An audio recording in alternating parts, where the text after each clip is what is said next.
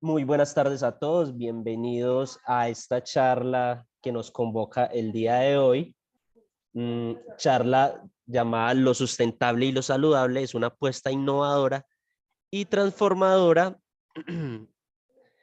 para garantizar el bienestar e inclusión social. El día de hoy voy a presentar a la moderadora del día de hoy. Antes de eso, darles pues, un caluroso saludo a este espacio académico que se promueve en pro del fortalecimiento de capacidades y competencias alrededor de la innovación y el emprendimiento como una apuesta al desarrollo de los territorios. Este evento es organizado por la División de Innovación adscrita a la Vicerrectoría de Extensión de la Universidad de Antioquia con el apoyo de la Fundación Universidad de Antioquia. Además, darle un agradecimiento a la Facultad de Nutrición y Dietética de la Universidad de Antioquia que nos convoca hoy en el espacio del día de hoy. Les recordamos que pueden realizar sus preguntas a través del chat y estas serán resueltas al final de la actividad. Y para iniciar, pues le doy la bienvenida a la moderadora del día de hoy. Ella es la profesora Lorena Patricia Mancilla López. Ella estudió, pues es profesional en nutrición y dietética de la Universidad de Antioquia y doctora en salud pública. Así que, profe, bienvenida y le dejo este espacio para que podamos hablar en torno a la salud y el emprendimiento en el marco de la Semana de la Innovación. Muy buenas tardes para todos los asistentes. Un gusto saludarlos, darles la bienvenida por estos medios a esta que es siempre su casa. Un agradecimiento muy especial a la División de Innovación de la Vicerrectoría de Extensión por este evento tan importante, tan pertinente y tan vigente como es el tema que estamos tocando en esta semana, en el marco de la Semana de la Innovación. Y hoy pues nos convoca un tema que, como ya han anunciado, es un tema muy relevante sobre alimentación, lo saludable y lo sustentable de la alimentación. Entonces, como Escuela de Nutrición y con los panelistas de lujo que hoy tenemos, me complace mucho darles la bienvenida. Esperemos que sea pues una jornada muy provechosa. Hoy nos va a acompañar entonces como panelistas en este espacio los profesores de la Escuela de Nutrición y Dietética, Marta Alicia Cadavid, Cristina Carreño, Gustavo Cediel y la profesora Viviana Gómez. Todos ellos son nutricionistas dietistas y ellos tienen diferentes pues énfasis en la universidad, tienen diferentes áreas de experticia donde han trabajado alrededor de su docencia, su investigación y también proyectos de investigación. Ellos cuando hagan su presentación dirán brevemente pues como su perfil. Y vamos a proponer entonces que el orden sea iniciando la profesora Marta Alicia con su presentación Sistemas Alimentarios Sustentables y Saludables. Posteriormente el profesor Gustavo Cediel con la temática Alimentación Saludable y Sustentable. La profesora Briana en tercer lugar con dietas alternativas y cuidado del planeta. Y por último la profesora Cristina Carreño con el tema Sistemas Alimentarios Sustentables y Saludables. Entonces les damos una bienvenida a ellos también, agradecerles mucho compartir estas reflexiones con todo el auditorio y les damos entonces paso al micrófono y también para que puedan ir entonces proyectando sus presentaciones. Iniciamos entonces con la profesora Marta, y aquí está proyectando, profe. Vemos tu presentación, ya la puedes poner en modo presentación. Una cordial bienvenida a este espacio, profe, y adelante. Buenas tardes a todas, a todos. ¿Me escuchan bien allí? Sí. Te escuchamos muy bien, profe. Bueno, pues muchas gracias por esta invitación a este espacio que nos convoca a hacernos preguntas transformadoras sobre cómo resolver problemáticas, en este caso alimentarias y nutricionales, que puedan garantizar el bienestar de la población, pero además las posibilidades de un planeta que se pueda conservar. Entonces, en la tarde de hoy les compartiré algunas reflexiones al respecto. Como decían la profesora Lorena, yo soy Marta Alicia Cadavid Castro, soy profesora de la Escuela de Nutrición y Dietética, hago parte de la Unidad de Análisis de Políticas Alimentarias y Nutricionales, donde justamente he tenido la oportunidad de desarrollar algunos proyectos en compañía de mis colegas, tanto de investigación como de extensión y ejercicios de docencia sobre los sistemas alimentarios.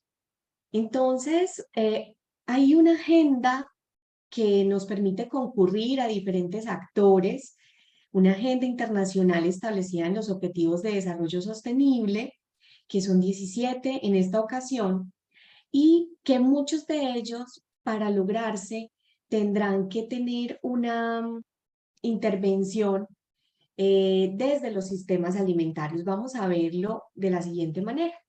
Quería dejarles en esta tarde esta recomendación de esta página donde se hace un seguimiento a las principales metas y sus indicadores que se establecieron para lograr esos objetivos de desarrollo sostenible. Y específicamente en el relacionado con hambre cero, que es el 2, pero que para lograrlo requerirá un trabajo coordinado de todos los demás y trabajar en objetivos como el 12, producción y consumo responsable, como el 6, agua limpia y saneamiento, y muchos de ellos, el de ecosistemas, vía submarina, acción por el clima. Específicamente en este hay un indicador del que quiero partir, que es si somos como sociedad capaces de erradicar el hambre. Íbamos por muy buen camino, íbamos por un camino que había hecho que países latinoamericanos como Brasil avanzaran de manera muy decidida en esa erradicación del hambre. Nosotros íbamos cercanos a cerrar las brechas, pero quisiera mostrarles en este contexto los resultados de un reciente estudio en el que también participó la doctora Lorena Mancilla, y colegas de la Universidad Nacional de Colombia, la Universidad Libre de Pereira y en general las universidades de la Alianza Universitaria por el Derecho a la Alimentación, donde nos preguntamos cómo estaba la inseguridad alimentaria en Colombia cuando comienza la pandemia, porque las condiciones que antecedían ese momento tan particular que nos ha tocado vivir como humanidad, pues ya nos mostraban unas condiciones muy complejas, unos niveles muy altos de incertidumbre en los hogares para acceder a los alimentos o padecimientos de hambre, y nosotros preveíamos como Alianza Universitaria por el Derecho a la Alimentación que esas cifras aumentarían, pero no sabíamos en cuánto, porque era una situación un poco difícil de comprender y para la que no estábamos preparados. Entonces encontramos, cuando hicimos el estudio ya para definir las cifras exactas de cuánto era entonces la inseguridad alimentaria en esas condiciones pandémicas, nos encontramos que había aumentado de manera muy importante ese indicador de inseguridad alimentaria, subió hasta el 71.6%, y que había aumentado la severidad en el padecimiento de la inseguridad alimentaria. Entonces, se doblaron los niveles de inseguridad alimentaria moderada y severa, que indican que en los hogares de ciudades capitales de Colombia hay restricciones en la cantidad de alimentos que hay disponibles y que hay omisión de comidas en un día, en la última semana más bien.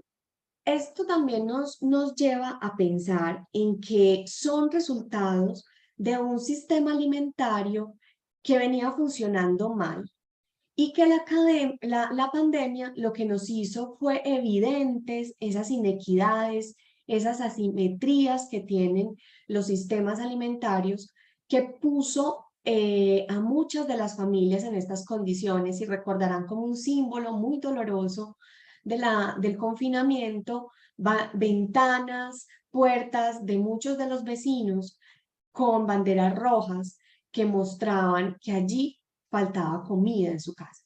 Pero también habían esperanzas en ese momento y era la posibilidad de trabajar en sistemas alimentarios locales, en sistemas alimentarios resilientes, que en ese momento tendrían que mostrar cierta resiliencia y que en general deberían ser sustentables. Porque desde mediados de los años 90 nos habíamos puesto también un gran objetivo y era que esos sistemas garantizaran a todos significa toda la población, de no excluir a nadie, de no dejar a nadie atrás, el acceso a una alimentación disponible próximamente. Eso implicaba preguntarnos por el origen de nuestros alimentos, por las posibilidades de la producción de los alimentos cerca a donde se consumen, pero que además fueran económicamente accesibles, culturalmente aceptables, sanitaria y nutricionalmente satisfactorias.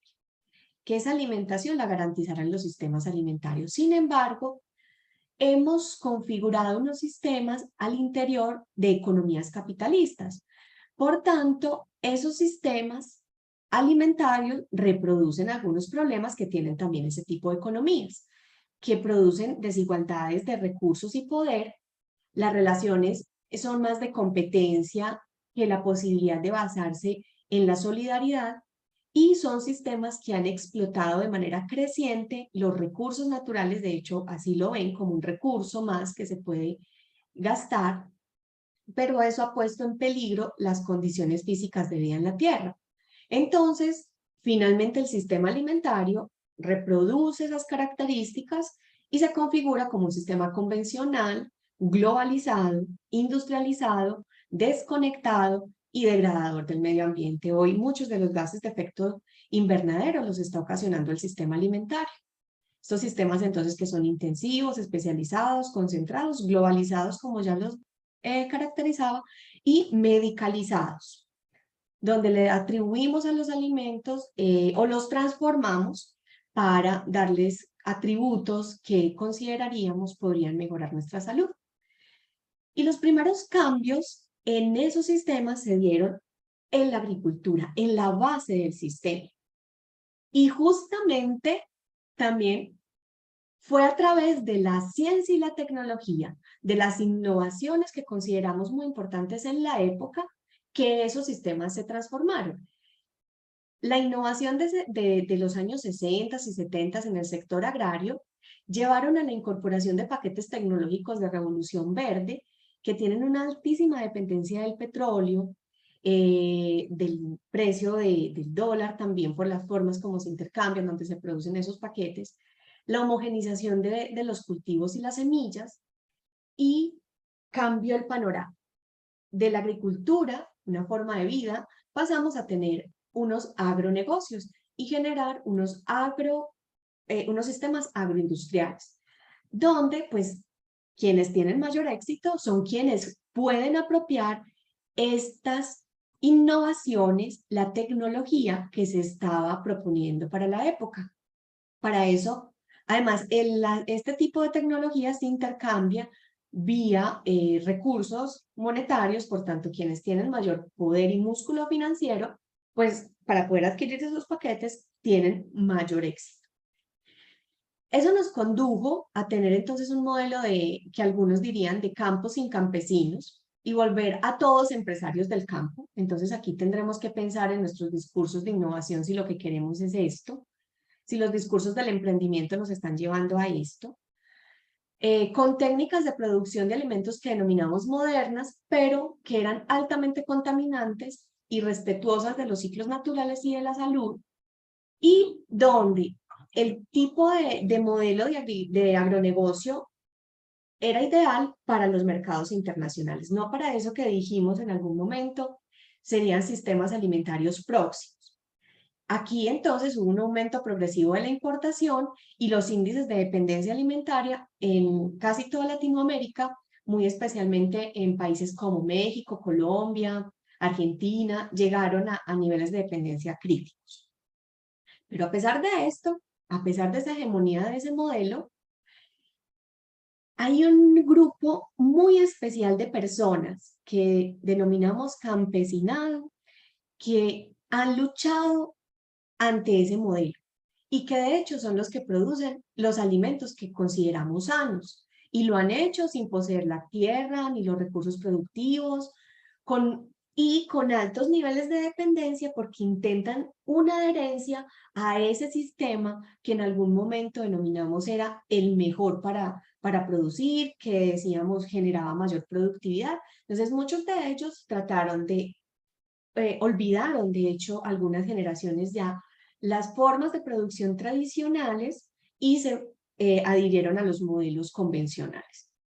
Pero es muy importante reconocer que es este grupo de productores, o sea, los productores más pequeños, los agricultores familiares, campesinos y comunitarios, los que producen los alimentos. Los demás están produciendo commodities, están produciendo insumos para pues la agroindustria.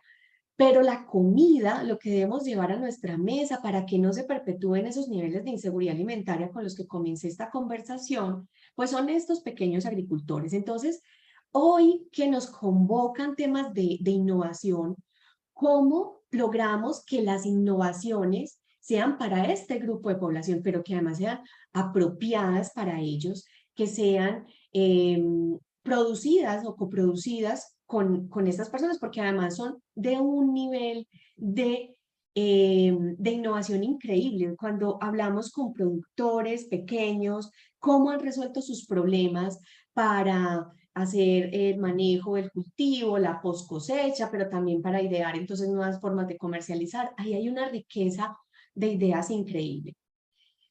¿Y por qué poner nuestro énfasis ahí? Porque finalmente son un grupo del cual dependemos de manera muy importante para alimentarnos, pero ellos lo hacen con muy baja dotación de bienes. Entonces, son en las zonas rurales de nuestro país, de Colombia, casi siempre están caracterizadas por tener un menor nivel educativo, todavía hay algunas tasas de analfabetismo, y si habláramos de analfabetismo digital, seguramente aquí hay muchos expertos en estos temas, pues ni hablar. Pero también hay unos asuntos de las condiciones de vida más precarias, como menor cobertura de acueducto y alcantarillado, menor acceso y uso y calidad de los servicios de salud. Y hay unas barreras para la inclusión productiva, como el rezago en la formación técnica y profesional. Normalmente nosotros hemos hecho que esta formación se concentre en las zonas urbanas y en ciertas regiones, de hecho, de nuestro departamento, hablando específicamente de Antioquia. Hay mucha informalidad, hay carencia de mecanismos de protección social para esta población, hay una inadecuada remuneración por el trabajo, la falta de agregación de valor a los productos también, que podría ser una agregación sencilla en la post cosecha, pero a la cual ellos no tienen acceso. Hay una inefectiva comercialización y creo que ahí hay uno de los grandes cuellos de botella de nuestros sistemas agroalimentarios, y barreras en el acceso a activos productivos, a la tierra, al crédito, a la tecnología y a la formación empresarial. Miren, de estos datos generados hace ya algunos años por la Misión para la Transformación del Campo, que mostraban que el 63% de la población que debería recibir este tipo, tener acceso a los activos productivos, no lo tiene. Y la gran pregunta para la tarde de hoy, para quienes hoy están cuestionándose sobre las soluciones a estos problemas. ¿Esto tiene solución? Podemos favorecer sistemas alimentarios sustentables. Significa transformar estos problemas para hacer que nuestros sistemas sean cada vez capaces de ofrecer una alimentación más sana, soberana, y eso implica que cambiemos algunas características del sistema. Por ejemplo, lograr que sean un conjunto de interrelaciones próximas, solidarias, transparentes, democráticas y equitativas que posibiliten que los alimentos que sean producidos respetando el medio ambiente, la diversidad biológica y cultural, sean distribuidos mediante comercio justo, por ejemplo, esa es una de las salidas, para favorecer prácticas de consumo ético, solidario, sustentable y saludable. Algunas ideas están en camino y nosotros tenemos un blog que hoy también queríamos presentarles para que sigamos intercambiando allí algunas soluciones. Y hay un espacio que denominamos ideas inspiradoras de personas, colectivos, que ya están haciendo esos cambios, que están dando soluciones concretas a esos problemas. Entonces, invitarlos a que pensemos cómo podríamos lograr que los sistemas alimentarios protejan el medio ambiente, a que aprovechen, cuiden, respeten los saberes que hay por parte de toda la diversidad de personas, de colectivos que también hacen parte de los procesos en el sistema alimentario, para que favorezcamos esas relaciones transparentes y veraces que implica conocer quiénes están involucrados en el sistema, cuáles son sus roles, cuáles son sus aportes, cuáles son sus ganancias, para quienes están también pensando en innovaciones, en las políticas públicas, cómo gestionar democráticamente estos sistemas, cómo lograr un manejo colectivo en la toma de decisiones y la definición de reglas, significa una gobernanza democrática de estos sistemas. También cómo dignificamos las formas de trabajo que hay presentes en el sistema desde la parte productiva, pero también todas las personas que hacen posible que nuestras ciudades estén abastecidas, que están en las plazas de mercado, cómo hacer que ellos tengan unos empleos dignos. Además, pensar en cómo promover el flujo local y equitativo de recursos que se generan en el sistema, que no se concentren, sino que justamente logren estar dispuestos para todos los que hacen parte de él. Y cierro con esto, cómo garantizar entonces el acceso y la apropiación de conocimiento y tecnología, que como lo decía, hay una producción increíble en los sistemas de los pequeños productores que valdría la pena estudiarlas, comprenderlas y escalarlas de manera apropiada para que regresen a ellos, para que se construyan con ellos y ellos puedan ser parte de los beneficios de justamente usar el conocimiento, la ciencia y la tecnología. Por aquí hay unas vías donde ya también se están aplicando. Un ejemplo que podemos empezar a desarrollar acciones, quienes se queden con preguntas, bueno, ¿y cómo lo hago? El Plan Docenal de Seguridad Alimentaria del Departamento de Antioquia marca algunos proyectos, programas concretos que muestran cómo podríamos hacer esos tránsitos. Entonces, dejo aquí para que en un momento entonces conversemos sobre las ideas que ustedes tienen al respecto.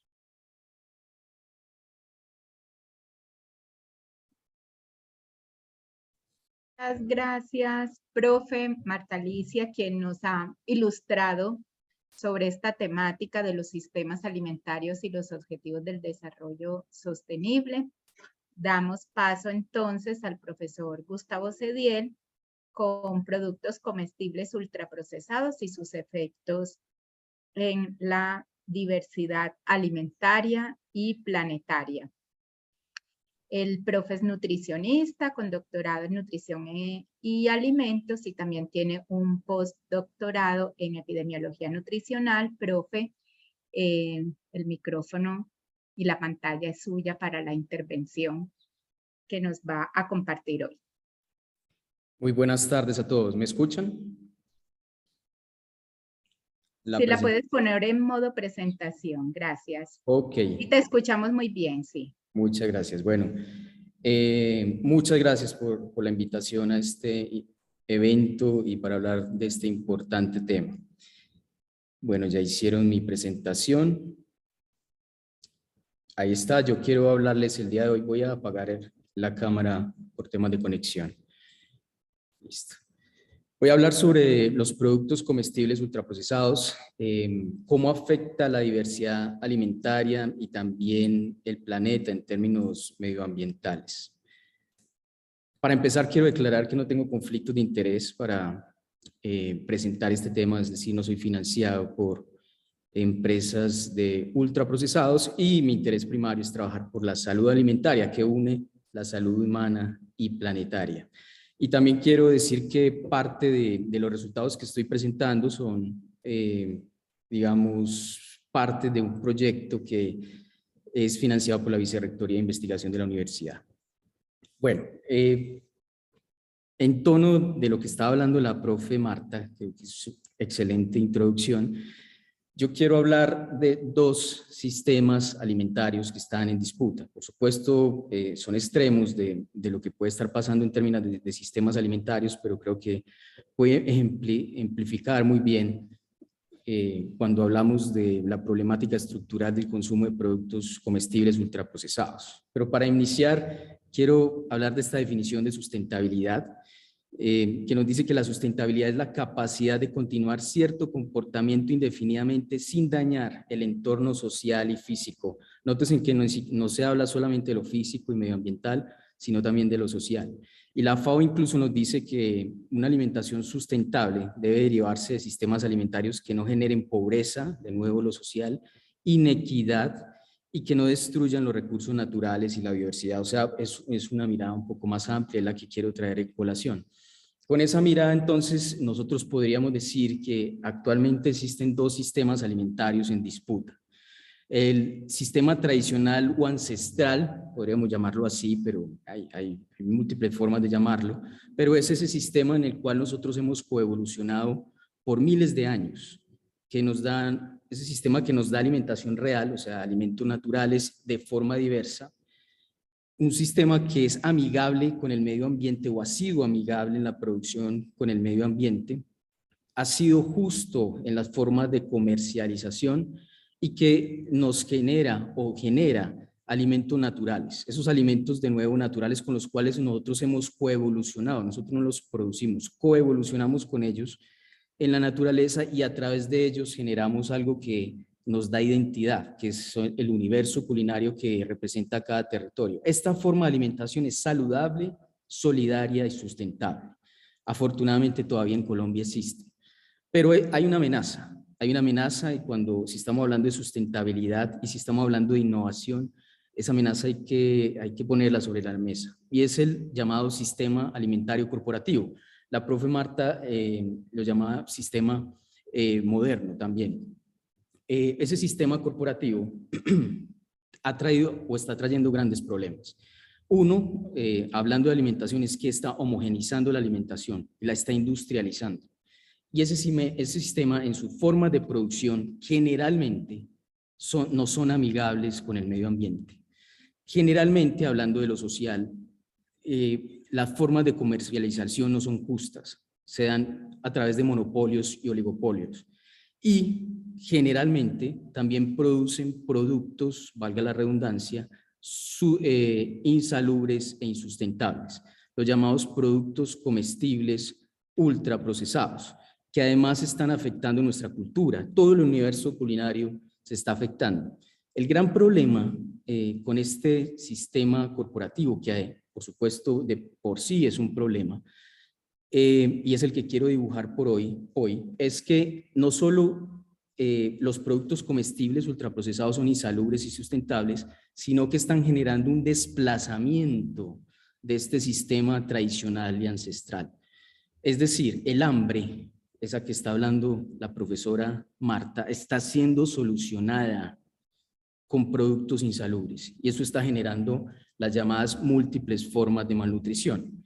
En ese fenómeno que se llama desplazamiento del sistema tradicional, como lo estoy llamando, también se le dice captura corporativa del sistema alimentario. Hay dos fenómenos, no solamente del sistema alimentario, sino también de nuestros cuerpos y de nuestros entornos alimentarios. Hay dos fenómenos que han sido escritos en Colombia de cómo se da esa captura o cómo se está dando esa captura corporativa de los sistemas alimentarios, pero también de nuestros ejes de poder mediático, o sea, los medios de comunicación, el saber, que es otra forma de poder, y el poder político. Yo diría que uno de los autores que mejor ha descrito esa captura corporativa en Colombia es Ordóñez, con un artículo en 2014, enseguida muestro el artículo, que nos habla cómo desde 1990 se ha generado un régimen alimentario corporativo. La profe Marta ya hablaba de esto, con marcos normativos funcionales al sistema agroindustrial, privatización de semillas, uso intensivo de insumos y fertilizantes corporativos. Vemos cómo eso nos está afectando ahora muchísimo en la producción de alimentos, acaparamiento de tierras por parte de las transnacionales y a veces no las transnacionales directamente, pero también por violencia, extensión de monocultivos expansión de cadenas de distribución de grandes superficies express, que lo vemos a diario, proliferación, por lo tanto, de los entornos alimentarios de los productos comestibles ultraprocesados. Así se ha capturado el sistema alimentario, según Ordóñez. Pero además también se ha capturado el eje mediático, o sea, los medios de comunicación, se ha capturado el conocimiento, o sea, la ciencia misma, la academia, se ha capturado lo político a través de algo que se llama actividad política corporativa. Hay un artículo que habla de esto, como muestra que antes de la pandemia, en el 2019, hubo 275 ocurrencias de actividad política corporativa en Colombia, a través de gestión de coaliciones, que es como las llamadas puertas giratorias, gestión de información, que es financiamiento de proyectos y investigadores para que se generen información para intereses particulares, incidencia en política pública y estrategias discursivas. Aquí están los dos artículos que pueden hablar muy en detalle frente a este fenómeno, por si lo quieren ver. Esto está generando, por lo tanto, en nuestros diferentes entornos alimentarios y en los lugares donde adquirimos los alimentos, mayor disponibilidad de productos insalubres ultraprocesados, como vemos acá. Seguramente en nuestra cotidianidad ustedes pueden entender lo que estoy hablando. Y el problema con esa alta disposición de esos productos comestibles ultraprocesados, como se ha visto también en un artículo publicado recientemente por autores de la Javeriana, muestra que la mayoría de esos productos que están disponibles en las cadenas son insalubres. Ese es el real problema y que está desplazando nuestra alimentación real. Eso nos pone un escenario. Tenemos que empezar a diferenciar lo que es un alimento natural, con el cual nosotros hemos coevolucionado con la naturaleza, y un producto comestible ultraprocesado. No es lo mismo. Actualmente se categoriza como lo mismo, pero no es lo mismo. Un alimento natural, el ejemplo típico es la leche humana, que es el paquete de componentes naturales más inteligente, es una mezcla no aleatoria de células. Nótense, no es solo nutrientes, es una mezcla no aleatoria de células, fluidos y moléculas creadas por la naturaleza bajo un control biológico evolutivo. Nosotros como humanos no hemos podido reproducir ese alimento tecnológicamente. Y existe el producto comestible ultraprocesado, que ya no es creado por la naturaleza, sino que es una formulación tecnológica de sustancias alimenticias o componentes sintetizados industrialmente, creados para competir con estos alimentos naturales. Tengo varios ejemplos, no me puedo entrar en detalle, pero está la fruta natural comparado con estos jugos industrializados, y está también los cereales, por ejemplo, naturales, el arroz, el trigo, el maíz, comparado con los cereales de desayuno. Quizá la mejor propuesta para el que le interese conocer más sobre esta categorización o diferenciación entre un producto comestible ultraprocesado y lo demás es la clasificación NOVA. Los brasileños ya la usan dentro de sus guías alimentarias, donde recomiendan que su alimentación sea basada de alimentos naturales o mínimamente procesados y que se use con moderación los ingredientes culinarios y los alimentos procesados. Y, por el contrario, evitar los productos comestibles ultraprocesados. La diferencia entre un alimento procesado y un producto comestible ultraprocesado es que el alimento procesado todavía conserva gran parte de la matriz alimentaria y lo que tiene como adición son ingredientes culinarios. En cambio, un producto ultraprocesado tiene una gama de nutrientes, se ha perdido su matriz alimentaria, se ha resintetizado a través de métodos de ultraprocesamiento industrial y está lleno de aditivos también que tratan de mimetizar estos alimentos naturales. El mejor ejemplo es la guía uruguaya, que es maravillosa. Aquí vemos cómo podemos diferenciar los tres elementos. Un alimento natural solo tiene un ingrediente y todos lo reconocemos. Está frecuentemente en nuestras cocinas. Un alimento procesado generalmente tiene como principal componente un alimento natural y ingredientes que nosotros estamos familiarizados y están en nuestras cocinas. En cambio, un ultraprocesado es una formulación industrial, como les decía, de ingredientes que no reconocemos fácilmente, que no están en nuestras cocinas y que no se venden en los supermercados. Estos productos son los que quiero hablar hoy en detalle y que están generando un problema de salud pública. Nuestra guía colombiana no ha llegado a hacer esta diferenciación, pero valga el momento para motivar a que así sea. ¿Por qué? ¿Por qué tenemos que pasar a diferenciar entre un alimento natural y un producto comestible ultraprocesado en términos de calidad de dieta y enfermedades crónicas? Hay dos mecanismos súper instalados por los cuales los ultraprocesados afectan la calidad de dieta. Uno, que es que por gramo de ultraprocesado hay mayor componentes en la dieta relacionados con las enfermedades crónicas, azúcares, grasas, sodio y aditivos sintetizados industrialmente, y a la vez menor contenido de fibra y micronutrientes que son relacionados con buena salud. Pero yo quiero enfocarme en el segundo objetivo. Por supuesto, enseguida demuestro evidencia sobre este primero, pero este es más reconocido. Yo quiero enfocarme en el segundo. Además de ese problema, que es grave, por supuesto, el segundo mecanismo es que desplaza la diversidad. Cuando uno consume un ultraprocesado, deja de consumir alimentos naturales y por lo tanto desplaza la diversidad en el consumo de alimentos naturales o preparaciones culinarias, esas con las cuales nosotros hemos coevolucionado por miles de años. Aquí vemos evidencia, rápidamente la paso, donde muestra cómo en diferentes países con muestras representativas, 8 específicamente, con diferentes condiciones sociodemográficas y culturas alimentarias, todos sin excepción, al aumentar la presencia de ultraprocesados en la dieta, hay mayor contenido de azúcar libre en la alimentación, también mayor contenido de grasas saturadas en la alimentación y a la vez menor contenido de fibra en la alimentación. Es decir, que se genera un perfil nutricional relacionado con la presencia de enfermedades crónicas. Y esto ha sido comprobado además con estudios longitudinales y también controlados, que con consumo de ultraprocesados hay mayor presencia de estas enfermedades. Aquí hay metaanálisis sobre esto, que hay diferentes estudios por si quieren visualizar después. ¿Cuál es la problemática? La gran problemática. La OPS ya ha manifestado que efectivamente hay una captura del sistema alimentario corporativo, hay un desplazamiento en el consumo de alimentos naturales y eso se refleja en mayor venta al menudeo de estos ultraprocesados en todos los países de América Latina y en Colombia, y aquí hablo de este fenómeno, el segundo mecanismo de desplazamiento, cuando comparamos entre el 2005 y el 2015, vemos cómo hay una disminución en el consumo de todos los alimentos naturales. O sea, en promedio, un colombiano ha disminuido el consumo de alimentos naturales en un 13%, a excepción de las carnes rojas, y ha aumentado en ese mismo 13% el consumo de alimentos procesados y ultraprocesados. Aquí se refleja ese desplazamiento del sistema alimentario tradicional y cómo se instala el sistema corporativo. En colaboración con colegas de México, observamos lo mismo. Vemos cómo a manera de una gráfica que no es muy amigable, pero espero la entiendan, cuando se aumenta el consumo de alimentos ultraprocesados, aquí están las flechas, se disminuye el consumo de alimentos naturales y frescos en México. Y también en Australia se observa lo mismo. O sea, de nuevo, se desplaza la alimentación tradicional, el universo culinario por la presencia de estos productos ultraprocesados. Eso es un mecanismo que quiero dejar pues aquí claro.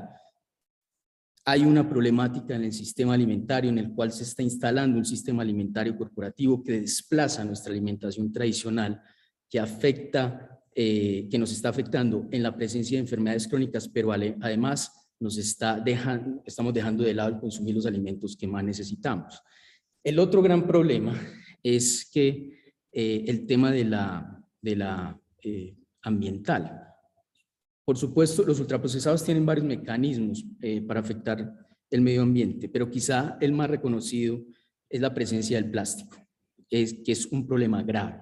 Cada minuto se compran 1 millón de botellas de plástico para bebidas.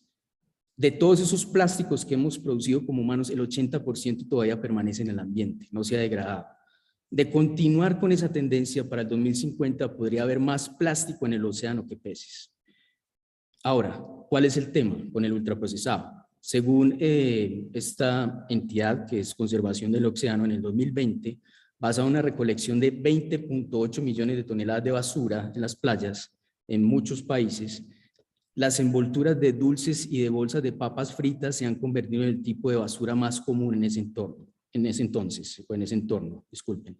Y en el 2021, otra entidad destacó que son principalmente las empresas transnacionales las que venden más, las que producen más plástico, transnacionales de ventas de alimentos y bebidas ultraprocesados. Y ese mismo reporte dice que las 10 principales contaminantes son Coca-Cola, PepsiCo, Unilever, Nestlé, Procter, Mondelez, Philip Morris, Danone, Mars, etc.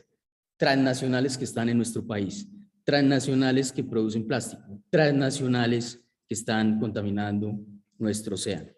Entonces, el gran tema de hoy, la gran pregunta y lo que quiero poner sobre la mesa, al hablar de innovación, de salud y bienestar, para responder a los criterios y necesidades de los objetivos de desarrollo sostenible, yo creo que uno de las grandes, con esta evidencia que hemos mostrado, de los grandes objetivos es disminuir la presencia de productos comestibles ultraprocesados en los diferentes entornos alimentarios. Es decir, cambiar esos pantanos alimentarios, que son supuestamente alimentos, pero son productos insalubres, por la presencia de alimentos naturales mínimamente procesados y las múltiples preparaciones culinarias que todos conocemos. Ese es un gran objetivo para alcanzar los objetivos del desarrollo sostenible. Primero, por supuesto, tiene que ser un objetivo global, también nacional, regional, institucional y también individual. En lo global ya hay estrategias. Se están reconociendo los problemas, los productos comestibles ultraprocesados como una gran problemática. La Organización Mundial de la Salud y la OPS está generando recomendaciones para regular el consumo de estos productos. Hay comités de expertos que están mirando cómo desde lo alimentario se puede disminuir el impacto medioambiental. Hay referencias, por supuesto, hay que estudiarlas para ver si se aplican en nuestro entorno, pero en lo global se está haciendo recomendaciones.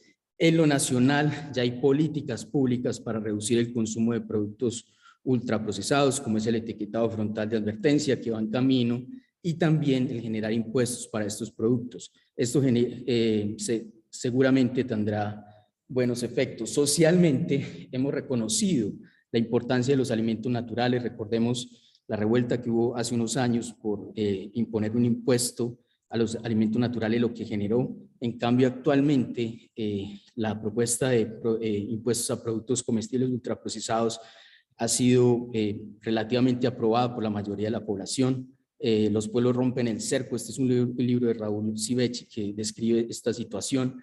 Y en lo regional ya hay propuestas, la profe Marta lo mencionó, donde estamos fomentando en Antioquia el consumo de alimentos naturales. Hemos estimado las toneladas que necesitamos como región por sus regiones incluso, para fomentar los alimentos que de verdad nos dan salud y vida, y ante la problemática que tenemos, que es un aumento en el consumo de ultraprocesados en la región. Para terminar, quiero traer a colación una recomendación de un filósofo, Félix Guattari, un libro muy interesante que se llama Las Tres Ecologías, donde nos dice que, hablando de innovación, nos dice que para las prácticas innovadoras, en un contexto que es el que tenemos ahora, técnico-científico y geopolítico contaminante, tenemos que trabajar en tres ecologías: la ecosofía medioambiental, que es la clásica, la que estamos hablando, proteger la naturaleza y el medio ambiente, pero no quedarnos ahí. Trabajar en la ecosofía social, que es decir, prácticas de modificación o de reinventar nuestras formas en el seno de la pareja, la familia, las instituciones, el trabajo donde estamos, y por supuesto crear acuerdos sociales y políticos para protegernos en términos de sustentabilidad, y por supuesto la ecosofía mental, reinventar nuestra relación, la relación del sujeto con el cuerpo, o sea, cómo nosotros realmente estamos contaminando, sabiendo que por supuesto comer es un acto político. Pensarnos como ciudad. Aquí vemos imágenes dolorosas en la pandemia, en el cual 5 agentes del Estado estaban multando un salubrista, una persona que lleva alimentos naturales ahí en esos lugares donde habían paños rojos, como mostraba la profe Marta, y cómo a la vez se fomentaba el sistema corporativo dando donaciones a nuestros trabajadores del área de la salud. Aquí vemos cuál es el sistema que estamos promoviendo. Entonces tenemos que repensarnos en esta ecosofía social.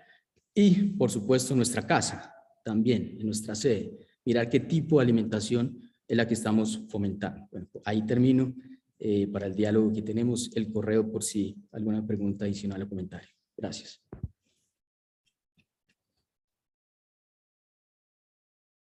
Muy bien, muchas gracias, profe Gustavo. por esta excelente presentación. Y entonces le damos paso a la profesora Cristina Carreño, nutricionista dietista, profesora también de la Escuela de Nutrición y Dietética y magíster en Desarrollo Humano, quien nos va a compartir sus reflexiones sobre los sistemas alimentarios saludables y sustentables. Cris, la profe Cris. ¿Se escucha bien? Sí, te escuchamos. Creo que hay que habilitar el modo de compartir. No me permite compartir. Ah, le tienen que dar los Por favor. permisos.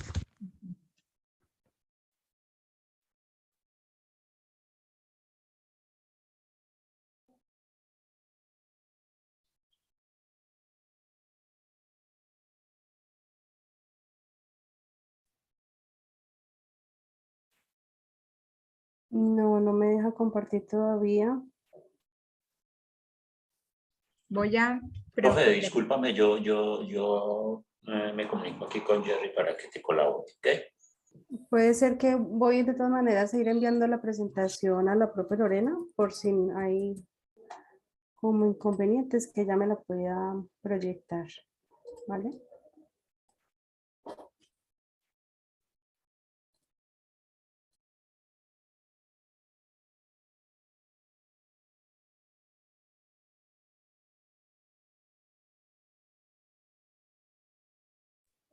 Profe, ya te la mandé a ver si de pronto se logra proyectar. Ok, estoy verificando.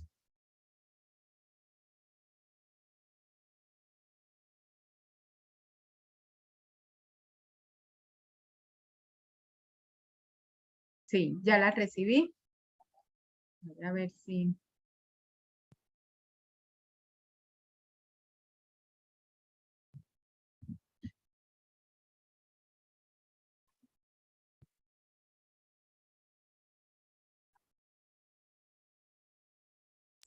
Profe, ya te van a dar acceso. Ah, bueno. Listo, gracias. Parece que ya. ¿Ok? Ok, listo.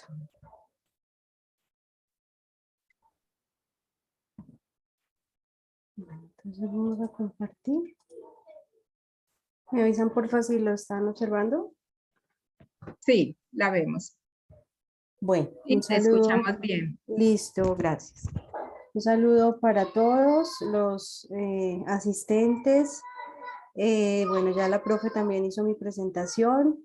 Soy docente de la escuela, integrante de la unidad de análisis de políticas y voy a compartir con ustedes también una temática muy en relación a lo ya trabajado por la profesora Marta Alicia y el profesor Gustavo Cediel, los sistemas alimentarios saludables y sustentables. Yo enfocaré un poco este abordaje desde mirar esos impactos medioambientales y desde allí qué puede ser objeto de reflexión en el mar, pensándose desde la innovación, ¿cierto? La tierra, ¿cierto?, constituye esa base principal para el sustento de nosotros, los seres humanos, incluyendo muchas cosas y entre ellas un asunto vital que es el suministro de alimentos, agua dulce, así pues para nosotros los humanos como para el resto de la biodiversidad del planeta. ¿Qué viene pasando? Ya los profes han un poquito abordado el asunto y es que hemos experimentado, estamos experimentando ya desde hace varias décadas unos cambios acelerados en el clima, ¿sí? Y la mayoría de ellos de origen antropógeno, es decir, producidos por el hombre. Las temperaturas globales medias han estado aumentando desde alrededor de 1850, principalmente debido a algo que es la acumulación de gases de efecto invernadero en la atmósfera. Y este proceso, ¿cierto?, que es de por sí natural en los ecosistemas, se ha alterado gracias pues a lo que decía ahora, ¿cierto?, la acción del hombre debido a una rápida revolución, crecimiento, desarrollo industrial que ha hecho que el hombre tenga la gran capacidad de administrar los recursos naturales y modificar todo el entorno. ¿Eso qué ha hecho? Pues ha afectado esos intercambios que se dan por naturaleza de estos gases en la atmósfera, específicamente el carbono y otros elementos, y esto ha afectado pues el funcionamiento de todos los ecosistemas, especialmente a partir de la revolución industrial, ¿sí? Entonces, ¿qué ha pasado? Esto ha sido producto un poco de un proceso de globalización, ¿sí? Que desde inicio del siglo XX sobre todo se empieza a dar de forma muy acelerada y desequilibrada, ¿sí? Entonces, mientras por un lado el auge va orientado principalmente por modelos de desarrollo que se enfocan únicamente hacia el crecimiento económico, se dan avances científicos, esto permite también el desarrollo de muchas disciplinas y disciplinas desarrolladas con el manejo agrícola, también las ciencias de la alimentación, todo el tema de la industrialización, hay avances en cuanto al combate de las enfermedades, aumenta la expectativa de vida, pero a su vez también hay como un desequilibrio en los ecosistemas. Entonces hay un aumento en la pérdida de la biodiversidad, ¿sí? Esto se da bajo una lógica de la desigualdad, empieza una lucha por los recursos naturales que se transforman en una mercancía que funciona bajo las lógicas también de unas teorías de comercio internacional, aparecen problemas de malnutrición, ¿sí? De forma más exacerbada, especialmente también empieza a crecer todo el problema que mencionaba también el profesor Gustavo Cediel ahora, de exceso de peso y demás, doble carga de la malnutrición, y se da también pues un cambio en el patrón del consumo de las poblaciones. ¿Cuáles son como las principales causas que podemos mencionar, cierto? Desde lo ambiental, pues diferentes organismos que estudian esta temática mencionan principalmente las demandas de energía, ¿sí? Hay un cambio radical en el metabolismo del ser humano con la biología, con la biosfera y los ecosistemas. Empieza una quema, digamos, no planificada de combustibles fósiles, carbón, petróleo, gas, y hay una creciente demanda de alimentos que lleva un poco, eso se da más o menos en el escenario posguerra con el boom de la agricultura, y se da un proceso de deforestación. Todo esto pues conlleva o es una de las causas que se menciona principalmente asociada al cambio climático. ¿Qué pasa también a nivel institucional? Hay un serio problema de gobernanza que podría decir uno está dentro de la base estructural de esas causas relacionadas al cambio climático, en donde el interés privado se ha convertido como en ese interés supremo que rige los destinos de la humanidad, ¿sí? Desde lo alimentario, por supuesto, que es el tema que trabajamos aquí, pero que se traslada a todas las esferas del ser humano, a casi todas las esferas. Y pues se ve que no existen instituciones que gobiernen de manera democrática todos estos problemas socioecológicos globales y que propongan soluciones concretas que reviertan esta crisis, ¿sí? Esto ha llevado pues a unos patrones metabólicos insostenibles de extracción, ¿sí? De consumo de energía de forma, digámoslo así, alterada en muchas cantidades y también en materias primas, y generando una profunda desigualdad social y deterioro ecológico. Estos son algunos datos que un poco validan este asunto del cambio climático observado.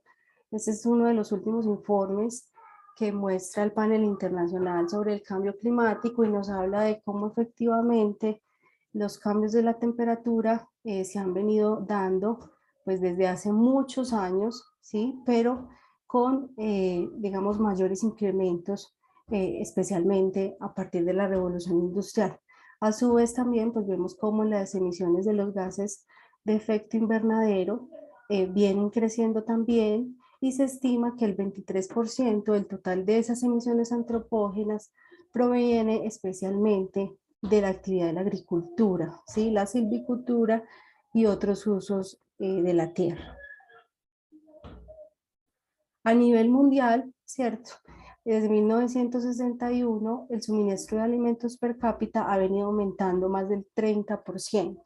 Y esto se ha dado acompañado de un mayor uso de fertilizantes nitrogenados que se estima que han aumentado alrededor del 800% desde la década de los 60, y también el aumento de los recursos hídricos para riego, especialmente, como ven acá, el agua dulce, en donde la agricultura representa actualmente el 70% del uso mundial del agua dulce.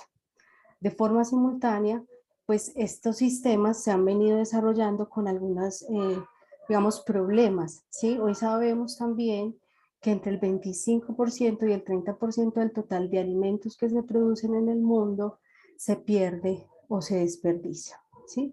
Y pues fuera de eso, lo que se ha mostrado y lo que se ha visto en las últimas investigaciones y informes a nivel internacional es que toda esa producción de alimentos y el uso generalizado de productos agroquímicos y antibióticos puede tener efectos no solamente desde lo ambiental, sino pues también a nivel de la salud. Vemos entonces cómo se da una expansión descontrolada de zonas destinadas para la agricultura y la silvicultura, incluida la producción comercial, que es quien acapara pues gran porcentaje de esa producción, y la mejora de la productividad agrícola forestal, quienes han sido las que han contribuido en gran medida pues a aumentar esas emisiones netas de gases de efecto invernadero, a la pérdida de los ecosistemas naturales, la deforestación y la disminución de la biodiversidad, ¿sí? Todos estos temas, pues además de que tienen un impacto ambiental, pues generan un impacto a nivel social, ¿sí? Porque el tema de la deforestación, que es como estos datos que quería compartirles, vemos cómo más de 43 millones de hectáreas se han perdido entre 2004 y 2017, ¿sí? Que equivale a un área aproximadamente del tamaño de Marruecos, ¿sí? Estas son la superficie de bosques que existían a 2018, y esto color rojo son denominados como los frentes de deforestación. La mayor parte de la pérdida de esos bosques se concentran en algunos frentes de deforestación en América Latina, como ustedes pueden observar aquí, y de los principales se encuentra la Amazonía, ¿sí? ¿Cuáles son esas principales causas? La expansión de la agricultura, como había mencionado, tanto a pequeña escala como gran escala, y también el tema de la ganadería, ¿sí? La ganadería extensiva.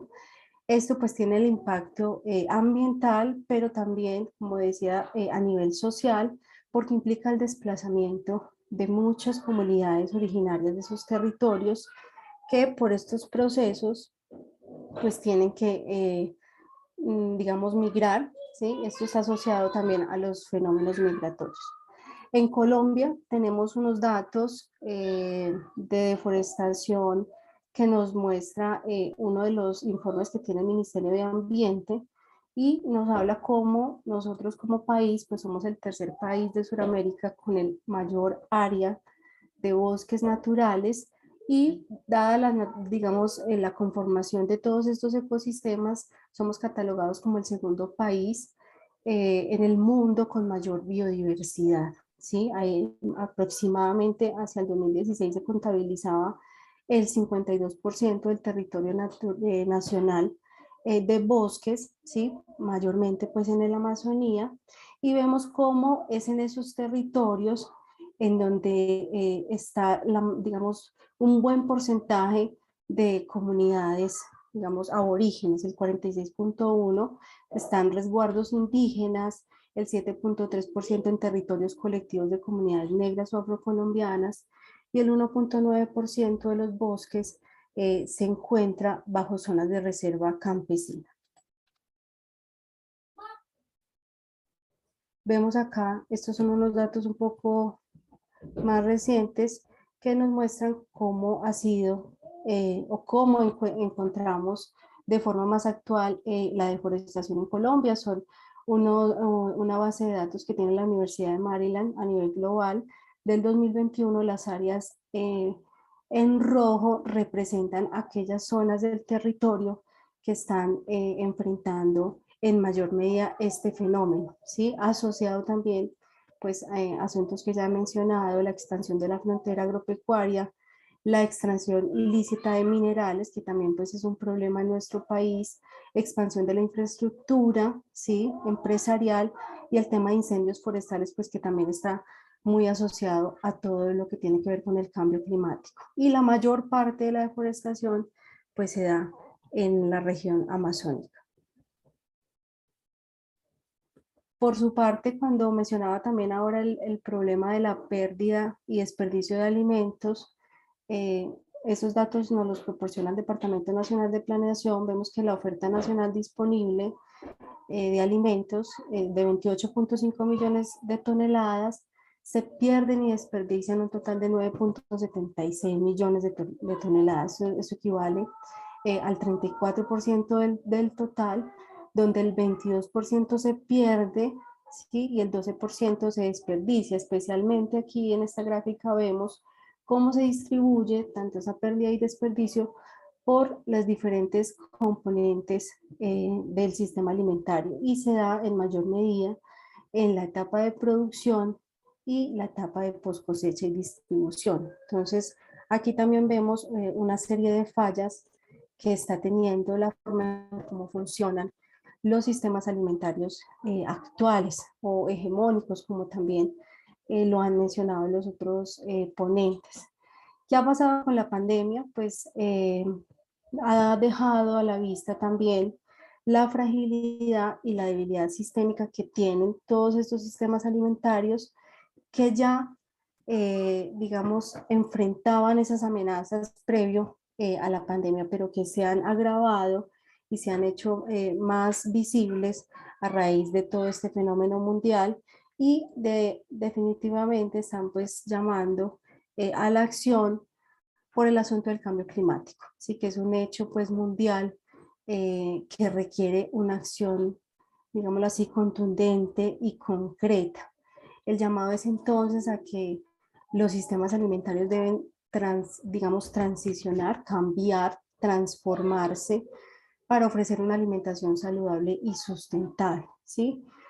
Sabemos, y ahorita la profe Marta lo decía muy bien, los sistemas alimentarios son complejos, son multidimensionales, incluyen diferentes aspectos, entre los que vemos asuntos de tipo sociocultural, económicos, ambientales y políticos, con múltiples actores que interactúan, ¿cierto?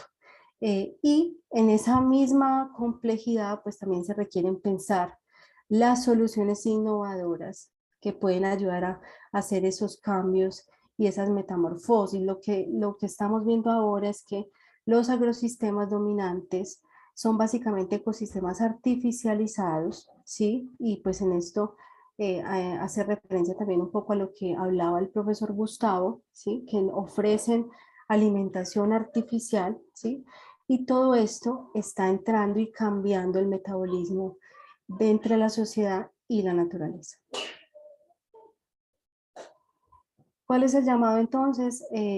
¿Cómo lograr, digamos, un poco generar estos cambios, sistemas alimentarios más sustentables que puedan, digamos, producir o facilitar dietas saludables y sustentables, ¿sí? Para que haya una alimentación saludable y sustentable, pues debe provenir de un sistema de la misma naturaleza, ¿sí? Este sistema pues tiene muchas características. Es un sistema que no empeora la pérdida de la biodiversidad, no contribuye a la contaminación, el agotamiento del capital natural, ni la degradación de los servicios del ecosistema. Y también, pues obviamente no contribuye a la emisión de gases de efecto invernadero, pero no solamente desde el punto de vista ambiental, sino que tiene todo un metabolismo y un funcionamiento que equilibra el binomio sociedad y medio ambiente, ¿sí? En el marco de la justicia, la equidad y la solidaridad. Yo también retomo un poco, como decía ahorita la profesora Marta, La pregunta es entonces, frente a estos desafíos, si hay solución, ¿sí? ¿Qué se ha planteado al respecto? Hay diferentes miradas, ¿sí? Que proponen diferentes formas de hacer frente a este desafío, que es transformar los sistemas alimentarios. Y se menciona, pues en primera instancia, ¿cierto? Que los sistemas tienen que caminar en la vía hacia la sustentabilidad, ¿cierto? Ser más eficientes, pero no desde el punto de vista económico, que es como el énfasis que se le ha dado de forma tradicional, sino desde el punto de vista ecológico. Cómo promover sistemas alimentarios que sean ecológicamente racionales, ¿sí? Pero a su vez, de forma simultánea, que sean sistemas solidarios e inclusivos. Toda esta lucha por los sistemas alimentarios sostenibles, justos, sustentables, no puede desvincularse de las realidades de los pueblos, es decir, de las características contextuales que hay en las diferentes comunidades a las diferentes escalas, ¿sí? Tanto a nivel nacional, departamental o experiencias más locales. Analizar innovaciones que se pueden dar desde la producción, eh, y todos los diferentes componentes que tiene el sistema alimentario. Y pues esto llevará a un asunto que también se viene planteando, pero que necesita pues una acción decidida desde la política pública, y es cómo reorientar y planificar la agricultura presente y la futura, ¿sí? Qué vamos a producir ahora y en los próximos años? ¿Cómo va a ser también los medios de vida rurales? Es un asunto que tiene que tomar unas nuevas trayectorias, así como nos lo ha ido pues mostrando también la diferente evidencia que se produce al respecto. Esto implica pues grandes asuntos, controlar y regular la expansión agrícola intensiva, ¿sí? Habilitar y fortalecer las capacidades del sector público y de la institucionalidad para que también pueda incentivar esa transformación de la producción hacia las prácticas sustentables, porque como decía al principio, eh, gran parte de la base de esa problemática es una debilidad en la gobernanza, una debilidad institucional. Cómo poder apoyar también la movilidad social mediante el fortalecimiento de los empleos rurales dignos y justos que hacen parte de esas primeras componentes del sistema alimentario. Es importante también pensar en cómo planificar la transición del sistema, ¿sí? Algunos autores hablan de que las transiciones tienen que ser igualmente radicales, dado pues como el asunto problemático que nos está implicando el cambio climático. Otros tienen posturas un poco más laxas, pero lo que sí se puede concluir es que es necesario empezar a planificar las transiciones del sistema alimentario hacia uno más sustentable. Esto pues requerirá una inversión también de innovación, no solo tecnológica, para la transformación de ese sistema alimentario con esa perspectiva de equidad, como decía ahora, sino también reconocer lo que ya está en curso, ¿sí? La metamorfosis de todos esos arreglos técnico-institucionales que regulan los patrones de producción, de transformación, de distribución y consumo de alimentos, son metamorfosis y procesos de cambio que ya vienen en curso, ¿sí? Ya hay expresiones desde la sociedad civil, desde las comunidades, desde los grupos indígenas, que se expresan en una multitud de prácticas sociales, y desde allí también un punto de partida importante que se puede dar un asunto de innovación, que es la innovación social, que puede abrir un camino para la reconstrucción de un nuevo régimen alimentario diferente a ese que mencionaba también el profesor Gustavo, que es el régimen alimentario corporativo. Cómo a partir de lo que ya está en curso, que tiene valor, muchísimo valor, que está funcionando, la institucionalidad puede también adoptar políticas que realmente transformen, tengan una transformación profunda y generen gobernanza hacia un nuevo sistema alimentario más sustentable.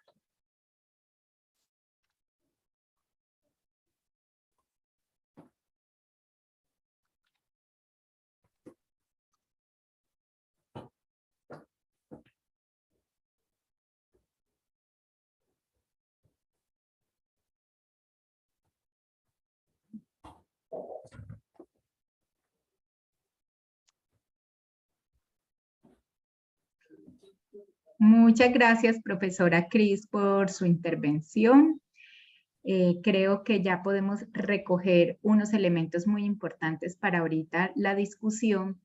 Sin duda, esa conexión estrecha entre sistemas alimentarios, alimentación saludable y medio ambiente. Creo que aquí hay una triada que ya no se puede pensar de manera desarticulada o fragmentada, y cada vez vamos entendiendo que hay una conexión estrecha y cada vez más cercana y proximal entre lo que consumamos y esos primeros eslabones del sistema alimentario y sus implicaciones también en la sustentabilidad del medio ambiente. Entonces, para finalizar, como toda esta tarde y jornada de reflexión sobre alimentación saludable y sustentable, ya vemos que estos dos términos comienzan a ser indisociables.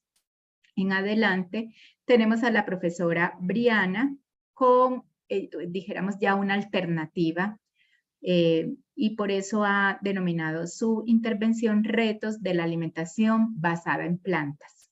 Muy a propósito pues de esta alternativa que se plantea con más fuerza, dado pues las implicaciones que está teniendo los actuales regímenes o patrones de consumo de alimentos.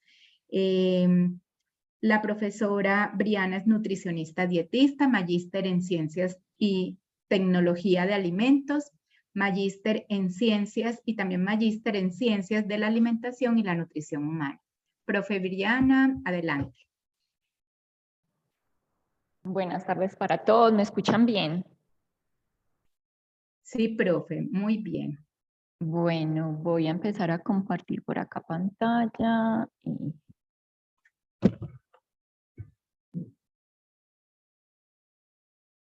Muy bien, vemos tu presentación. Bueno, muy bien. muchas gracias. Entonces, el día de hoy lo que nos convoca es la innovación y traté de que esta presentación tuviera un enfoque diferente.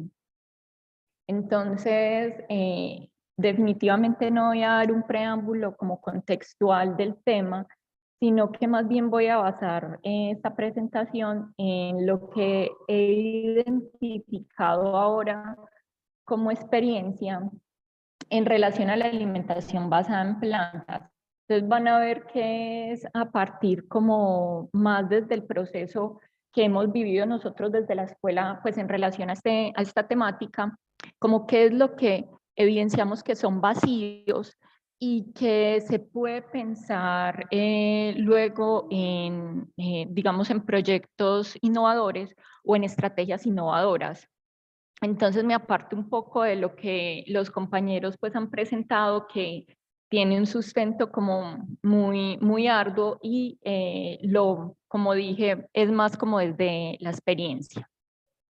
Entonces se titula Retos de la alimentación basada en plantas, y cuando nosotros estamos hablando de la alimentación basada en plantas, no solamente implica un concepto alimentario, sino que implica un proyecto de vida alternativo, y es entenderlo como más allá de una persona que excluye alimentos de origen animal, ya sea de manera total o parcial, sino una persona que empieza a relacionarse de una manera diferente con otros seres, también con una forma diferente, incluso de entretenimiento, de una forma de vestirse también que es diferente. Entonces, esto empieza a identificar a la persona. O sea, no solamente es pensar que la alimentación basada en plantas es esa exclusión de esos alimentos de origen animal. Tenemos este término de alimentación basada en plantas que está muy relacionado con vegetarianismo. Sin embargo, el término alimentación basada en plantas es un término más positivo porque implica los alimentos que se introducen en la dieta, y más o menos se ha conceptualizado de que es un tipo de dieta que el 80% representa alimentos de origen vegetal y el 20% restante es cualquier grupo de origen animal o varios grupos de origen animal. Y esto implica un impacto medioambiental menor. En los estudios que se han hecho tratando de dilucidar el impacto medioambiental de la dieta vegetariana, cuando se contrasta con la dieta omnívora, se menciona de que tiene casi que un 50% menos impacto una alimentación basada en plantas o vegetariana cuando se contrasta pues con esa dieta omnívora, es decir, que este es un tipo de dieta que, siendo alternativa, es una vía o es una estrategia para mitigar un poco las problemáticas, sobre todo medioambientales, pero también esas problemáticas que están alrededor de los animales, que es el maltrato animal. También, por ejemplo, un principio filosófico desde lo religioso, entre pues otras consideraciones por las cuales se empieza una persona a encaminar o a dar sus motivaciones para tener una alimentación pues más basada en origen vegetal. Entonces, si bien a veces voy a hablar del término vegetarianismo, tengan en cuenta que vegetarianismo y alimentación basada en plantas pues implica como el mismo, como unos mismos principios, y es una alimentación más basada en alimentos de origen vegetal, que finalmente el término alimentación basada en plantas pues se utiliza más en investigación y, como les digo, sea un poquito más, más positivo. No implica que sea completamente diferente pues a lo que siempre se ha manejado como vegetarianismo.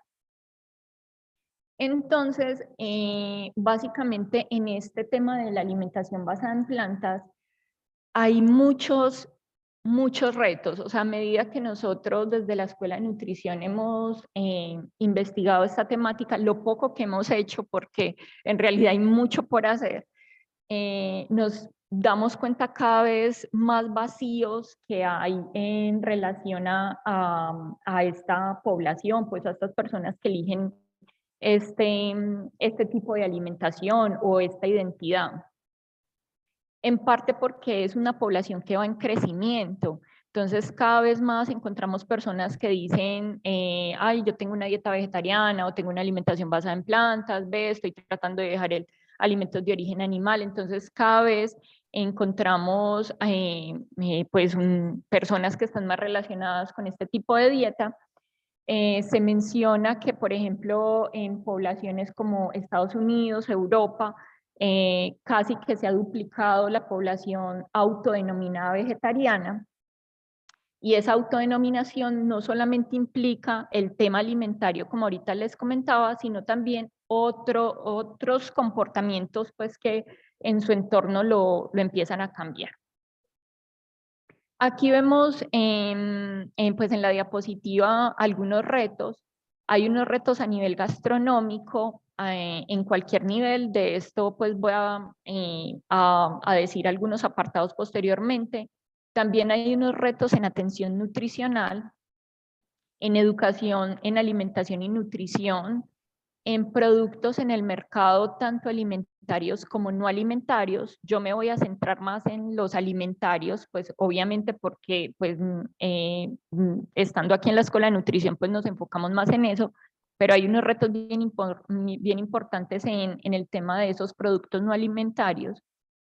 También hay unos retos en la red social y de apoyo en la alimentación para mascotas, que tampoco lo voy a profundizar porque pues no es mi quehacer, pero hemos evidenciado que definitivamente las personas que llevan mucho tiempo o que tienen familias ancladas en la alimentación basada en plantas, el tema de la alimentación con las mascotas es una problemática que ellos tampoco saben manejar, porque pues estamos hablando de que estos alimentos para mascotas pues también tienen dentro de sus ingredientes pues ingredientes animales.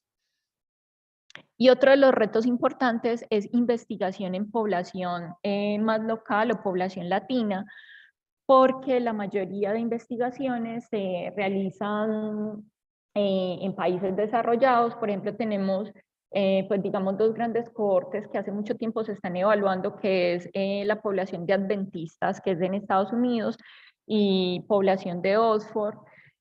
Y por lo tanto, pues obviamente los resultados de estas investigaciones es en otras condiciones diferentes a las de nosotros. Entonces, por eso nosotros también nos hemos dado a la tarea de hacer un poco más de investigación en nuestra población. Voy a profundizar de estos retos que acabo de nombrar, pues como algunos aspectos claves. Entonces, a nivel gastronómico, cuando nosotros hacemos, por ejemplo, la evaluación de los menús que se distribuyen para población vegetariana, vemos grandes falencias. Falencias que son a nivel nutricional, también a nivel de la sustitución de productos.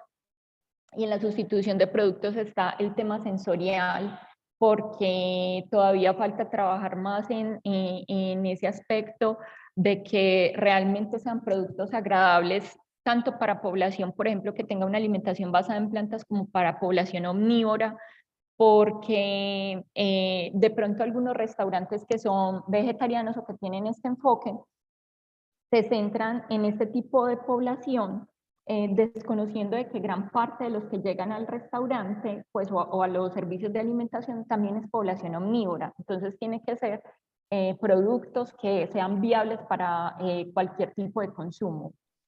También hay un reto en el tema de alimentación natural, porque hay servicios de alimentación que de pronto tienen, pues en reemplazo de las proteínas, tienen, digamos, análogos de carne, análogos de queso, que posiblemente no tengan la mejor composición nutricional, y de esto hablaré un poquito, pues más adelante hablaré un poco más. También en la variedad, porque a veces queda muy restringido las opciones a nivel de la población vegetariana. ¿Por qué? Porque apenas tienen una opción o dos opciones, o porque hay sitios en los cuales no los tienen. Entonces, a nivel de servicios de alimentación, hay grandes posibilidades a nivel de la alimentación basada en plantas. E incluso pensaría, pues si lo puse que a todo nivel, es porque no solamente estoy hablando de grandes restaurantes, sino que incluso la alimentación que se tiene a nivel casero. A veces las personas tienen grandes dificultades en cuando van a cocinar, terminan comprando alimentos que tienen un grado de procesamiento muy alto en la dieta vegetariana, entonces se desprenden un poco del tema de la alimentación natural. A veces no saben qué preparar o les queda mal preparado, entonces definitivamente aquí hay un vacío que, pues, que es necesario pensar en la innovación respecto a eso. Otro reto es el tema de la educación en alimentación y nutrición, y es que las personas que empiezan la alimentación basada en plantas, muchas de ellas pueden que tengan conocimiento sobre la dieta. Algunos lo tienen parcialmente, algunos se informan, otros no, pues hay de todo tipo, pero definitivamente uno sí ve unas grandes falencias a veces en cómo mezclar los alimentos, también qué alimentos potencializar, porque ellos saben que sí, les falta, por ejemplo, afianzar más la proteína, o le falta afianzar ciertos micronutrientes como el hierro, el calcio, la proteína y demás, pero no saben con qué alimentos hacerlo o cómo incorporarlos. El tema de la suplementación es muy desconocida por la población vegetariana, y eso lo hemos evidenciado pues, como en las investigaciones que hemos hecho. Específicamente hay una suplementación que es obligatoria, que es la de cobalamina, y pues menos de la mitad de la población que hasta ahora pues, hemos tratado de caracterizar consumen normalmente ese suplemento. Y también muchos errores en información. Aquí les pongo dos ejemplos de imágenes que circulan, por ejemplo, para población que tenga una alimentación basada en plantas, en las cuales, por ejemplo, acá nos dice como mejores fuentes de proteínas vegetales. Y lo que encontramos, ahí se me pasó esta diapositiva, y lo que encontramos es que nos está mostrando una cantidad de gramaje de proteína que no es en el alimento como se consume. Entonces, por ejemplo, la soya nos dice 35 gramos, pero la soya cuando está cocida baja, pues hay una dilución de los nutrientes, por lo tanto baja la cantidad de proteína y puede proporcionar aproximadamente 13 gramos de proteína. Entonces hay un cambio muy importante a nivel nutricional ahí. Vemos otra imagen donde nos muestra el contenido de calcio de los alimentos, y vemos también un error en información, y es que nos lo está dando todo esto en 100 gramos y no es lo mismo consumir 100 gramos de almendras. ¿Quién se va a consumir 100 gramos de almendras? A diferencia de, por ejemplo, otros productos que sí se pueden consumir más fácilmente, por ejemplo, como una bebida de soya y demás. Entonces, a veces el tema de la información, para quien no tenga parte de ese conocimiento, es difícil la interpretación, pues o termina en errores, digamos, conceptuales. Bueno, respecto a los retos de investigación en población latina, vemos, por ejemplo, cómo a nivel europeo se ha trabajado bastante el tema de la alimentación basada en plantas. Tenemos un ejemplo, pues solamente quise poner este ejemplo, que es como un plato vegetariano, plato vegano, basado en la dieta mediterránea. Y se hizo como para diferente población, población adulta, mujeres gestantes, lactantes, vegetarianas. Y uno dice, o sea, es muy importante esta información que está acá, pero no contrasta con nuestra cultura. Por ejemplo, las nueces y las semillas, nosotros, el 5% de la población habitualmente en Colombia las introduce. Entonces, por ejemplo, uno utilizar esto en nuestra población a veces se torna un poco difícil. O sea, son estrategias que uno tiene ahí y que se puede hacer y se puede utilizar para hacer una dieta balanceada pues en población vegetariana, pero que definitivamente toca aterrizarlo más a nuestra cultura.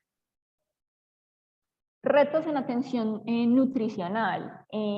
Bueno, nosotros hace un tiempo hicimos una investigación en profesionales del área de la salud, médicos, nutricionistas, auxiliares de enfermería y enfermeros y enfermeras, en las cuales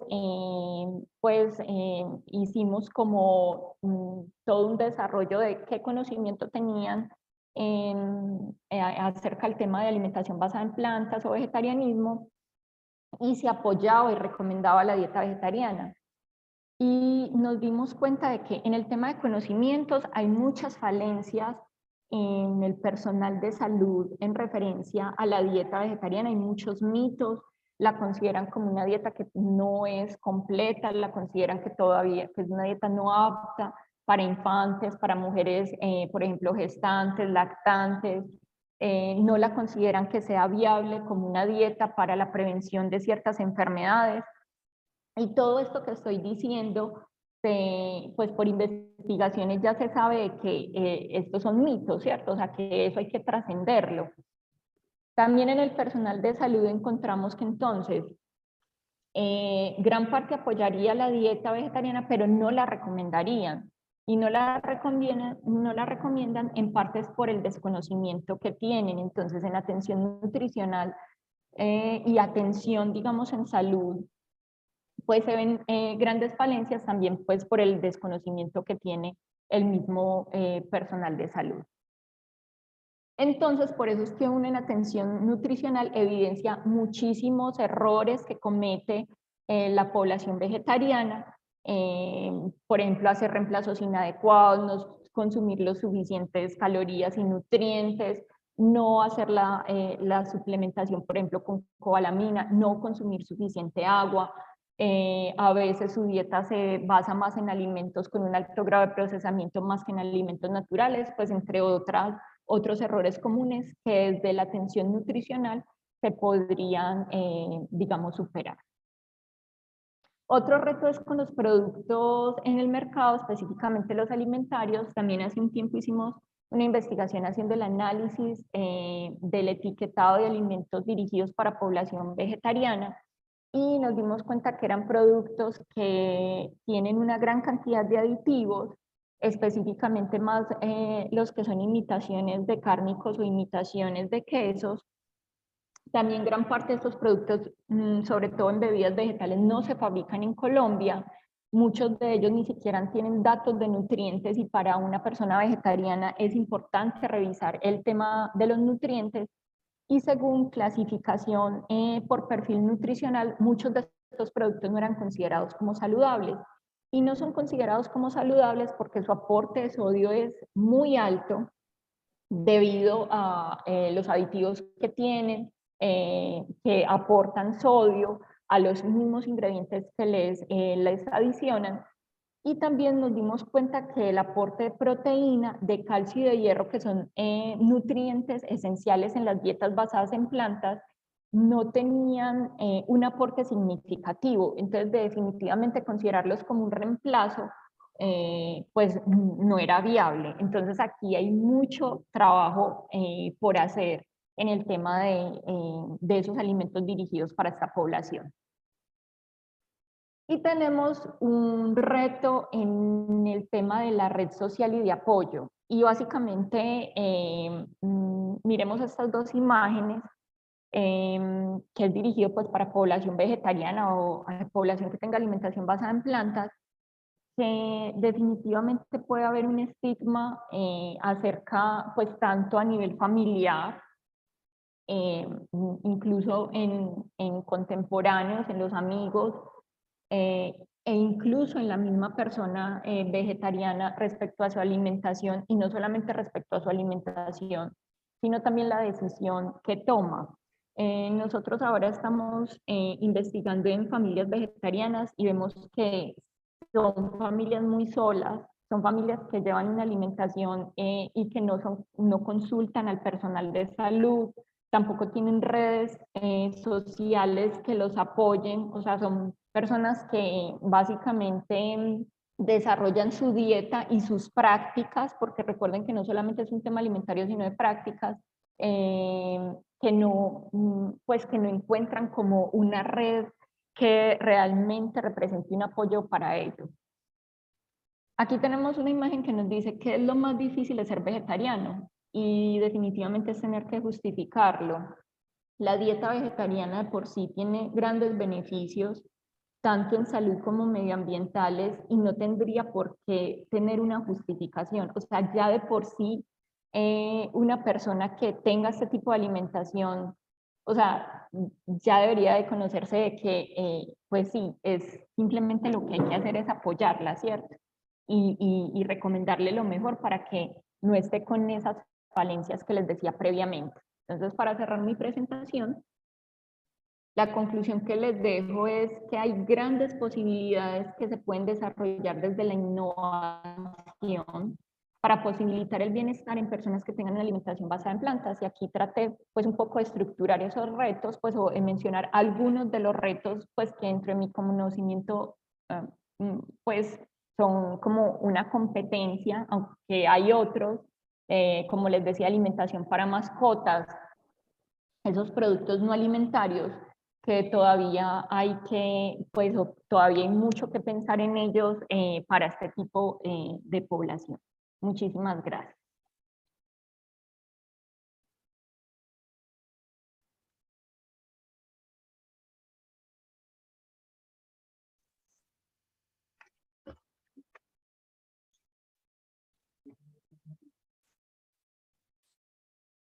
Muchas gracias, profesora Briana.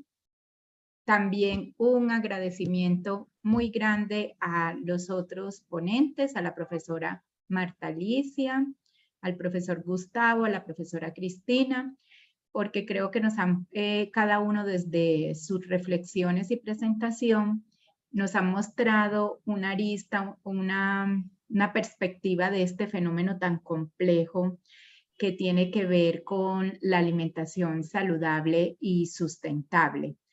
Bueno, aquí nuestros panelistas, nuestros ponentes están muy atentos a las personas que quieran interactuar con ellos, hacer alguna pregunta, algún asunto que les haya llamado la atención, algún aspecto que quisieran como profundizar para aprovechar estos minuticos que nos restan para poder entonces ampliar esta información tan importante que nos han compartido hasta el momento.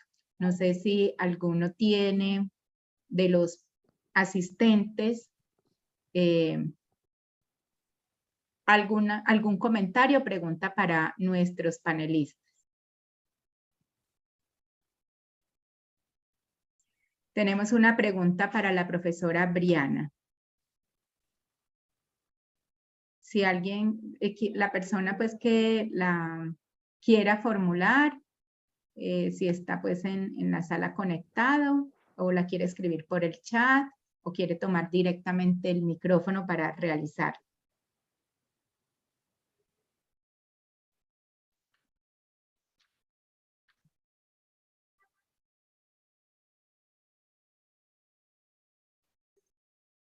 Nos dicen, profe Briana, ¿qué reto debemos realizar para un balance entre la dieta por plantas y el balance entre lo animal?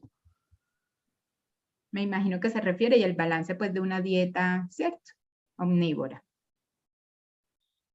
Entonces, la pregunta es qué balance, digamos, a nivel de consumo de alimentos o de nutrientes. No lo especifica, pero yo creo que es así. Para cómo lograr ese balance pues en el aporte de nutrientes. Sí. Entre la dieta basada en plantas, sí, del consumo de alimentos y nutrientes nos amplían acá. Bueno, lo primero es que, a ver, tanto la dieta basada en plantas como una dieta omnívora necesitan, o sea, necesariamente necesitan planeación.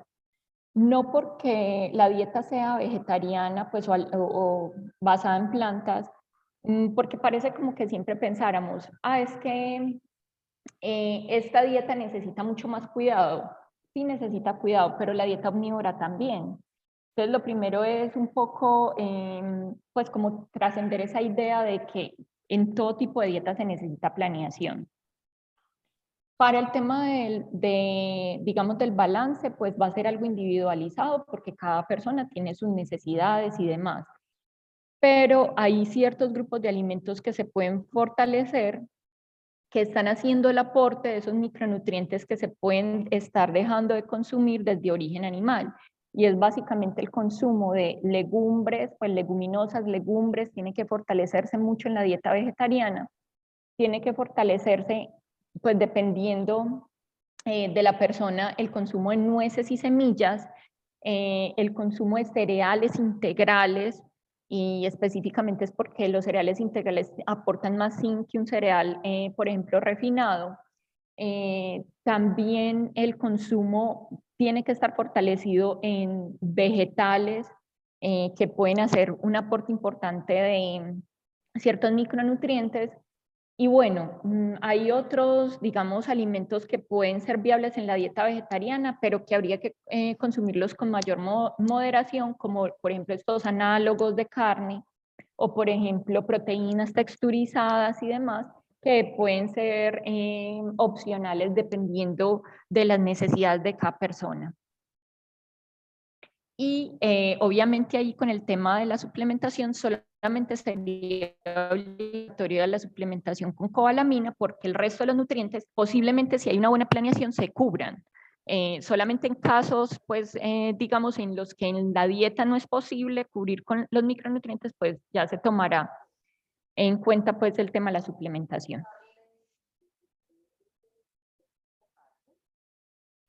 Muy bien, profe Briana, por esas consideraciones generales sobre la dieta basada en plantas y muy buena aclaración que nos hace también sobre la dieta omnívora, frente a la dieta omnívora.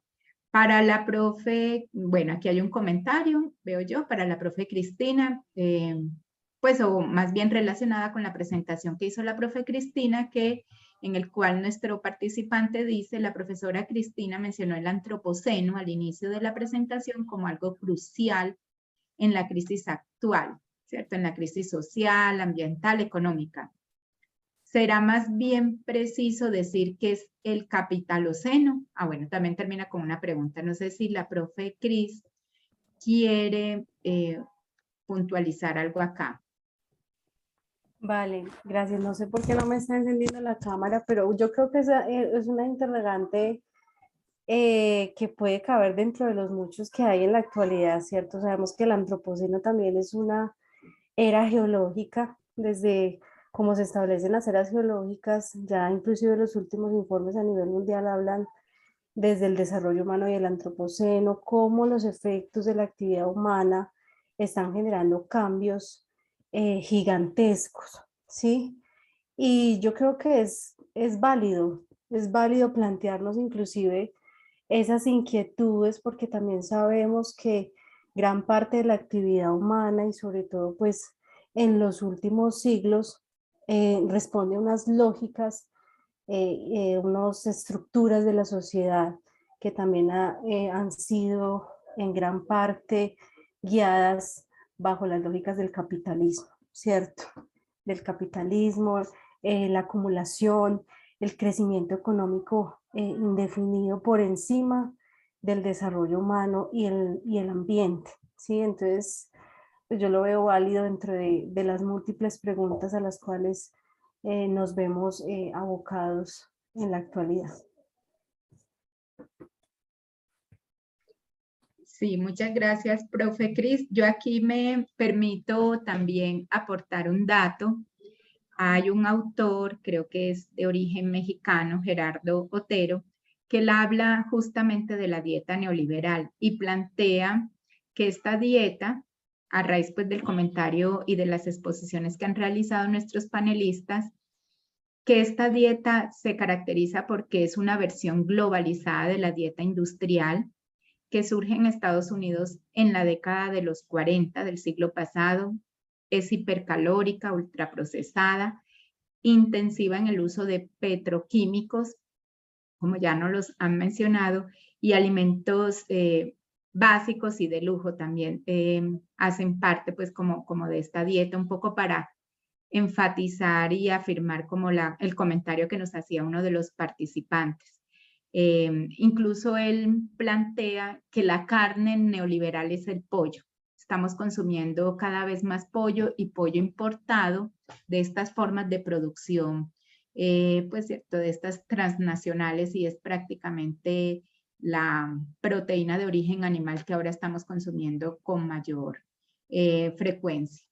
Bueno, hay unos comentarios de agradecimiento por la jornada que dejan muchos temas para reflexionar. Gracias, Janet.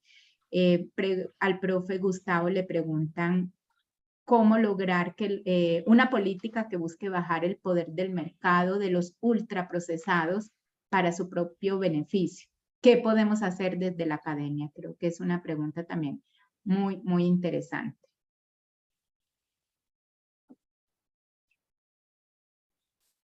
Buenas. Bueno, gracias por la pregunta. Yo, precisamente, y uniéndola con la pregunta anterior, el régimen alimentario corporativo que traté de dibujarlo al principio es precisamente el efecto del capitaloceno. Y efectivamente, en la sociedad civil lo he escuchado, ellos están transitando esa mirada antropoceno dentro de lo alimentario, afectando el medio ambiente al capitaloceno, porque hay poblaciones humanas que sí respetan el medio ambiente, desde lo alimentario, como por ejemplo la población indígena en Colombia, cierta población indígena en Colombia. Entonces, el régimen alimentario corporativo que surge, y ahí está pues caracterizado muy bien, surge a través de la industrialización y efectivamente los países que ganaron la Segunda Guerra Mundial, que empezaron a industrializar las formas de vida, y por eso es que es interesante ver cómo los países que más consumen productos comestibles ultraprocesados son precisamente los que tienen mayor industrialización de las formas alimentarias, que son Estados Unidos e Inglaterra. Ellos han llegado a consumir en promedio de energía diario de la alimentación, el 60% viene de ultraprocesados. Entonces, a la pregunta que vas, por eso hice esa introducción, de cómo contrarrestar el consumo de ultraprocesados desde lo social, lo político y desde la academia, pues varía dependiendo de los contextos. Las medidas, por ejemplo, que se están tomando ahora, a mí me parece que son medidas muy desde esos mundos que están ya súper ultraprocesados, que son, por ejemplo, el etiquetado frontal de advertencia, tratando de informar a la población cuando estos productos tienen elementos que son relacionados con alterar la salud. Y es como doble estrategia. Lo que hacen ahí es primero informar a la población, pero también es un mecanismo, diría yo, de control frente a la falla del mercado, para que la misma industria reformule los productos. En esas poblaciones donde el consumo es tan masivo y lo natural es mínimo. Estamos hablando del 15 al 20% de la energía de lo natural. Y también el tema de los impuestos. Entonces, esos son fallas de mercado. Es decir, todo el sistema alimentario se ha vuelto ultraprocesado. Entonces, ellos para soliviar esa falla del mercado, lo que hacen es poner impuestos a estos productos para disminuir el consumo y advertir a la población de que son insanos, y ahí se controla. Ahora, ese no es nuestro caso. Si a mí me preguntan qué pasa en Colombia estamos en la otra situación, es decir, que nosotros del 15 al 20% de la energía la consumimos de ultraprocesados. Ya los niños y adolescentes lamentablemente sí están llegando casi al 30 o al 32. Hicimos un estudio reciente en adolescentes en Medellín, donde llega al 35% de las comunas aledañas, o sea, de estratos bajos. Entonces, ahí la situación es más agravante. Yo creo que hay que hacer intervenciones más directas, como control y regulación de consumo de estos productos en escuelas. Pero para la población en general, yo me iría más por el hecho, y lo hablé en la presentación, de fortalecer nuestro sistema tradicional y ancestral. Nosotros todavía consumimos casi el 60% en promedio de la energía de alimentos naturales o ingredientes culinarios, todavía. Por supuesto, estamos en un gran peligro y un aceleramiento por esta mirada de alimentación industrializada, y no solamente por esa mirada, sino porque es intencionalmente, nos están desplazando nuestras formas alimentarias por estrategias políticas como lobby. En la ciencia, congresos son pagados por la industria, cada vez somos más científicos que somos tentados a ser pagados investigaciones por la misma industria, donde ellos ponen los temas. Hay profesionales que, sabiendo que este tema es importante, no lo hablan, precisamente por esos conflictos que pueden haber. También los medios de comunicación, no es un secreto que la mayoría de publicidad que hay en los medios, sobre todo en los canales más hegemónicos, la mayoría son de productos comestibles ultraprocesados, y en la política, y esto se redunda en los entornos alimentarios, todos. Cada vez hay más productos comestibles ultraprocesados, más cadenas que venden productos comestibles ultraprocesados, cada vez hay menos mercados campesinos llegando a nuestras ciudades, menos plazas de mercado, y eso entonces nos está llevando a un aceleramiento de la industrialización de nuestra alimentación hasta llegar a esos puntos. Eso, la teoría de la transición nutricional de los gringos y de los ingleses. ¿Cómo contrarrestarlo? En Antioquia, con esto termino y disculpen que me alargue, en Colombia hay dos estrategias que se están moviendo. Como les decía, tiene que ser a nivel nacional, con política pública. La ley 2120 establece la regulación del consumo de ultraprocesados en los entornos alimentarios. Una de las estrategias es marcar con un signo de advertencia cuando estos productos son insalubres, o sea, tienen un exceso de nutrientes relacionados con las enfermedades crónicas o componentes relacionados con las enfermedades crónicas, porque también están hablando de edulcorantes. Cuando se advierte a la población que ese producto es insalubre, eso abarca más o menos el 90% de los productos procesados y ultraprocesados, pues seguramente uno espera que hay una regulación en el consumo de la población, y eso por supuesto debería hacer pensar a la industria, una industria más pensada en lo social y en la salud. Y el otro es el tema de los impuestos. Eso se está haciendo a nivel nacional, hay que ver qué pasa con eso. Pero por supuesto la otra cara, que es la que se está exponiendo aquí en los diferentes temas, las diferentes profesoras, es fortalecer nuestro sistema alimentario tradicional y ancestral. A través, en Antioquia lo hemos llamado necesidades alimentarias, donde se estime realmente cuáles los requerimientos de alimentos naturales, ingredientes culinarios que necesitamos para fomentar nuestros universos culinarios.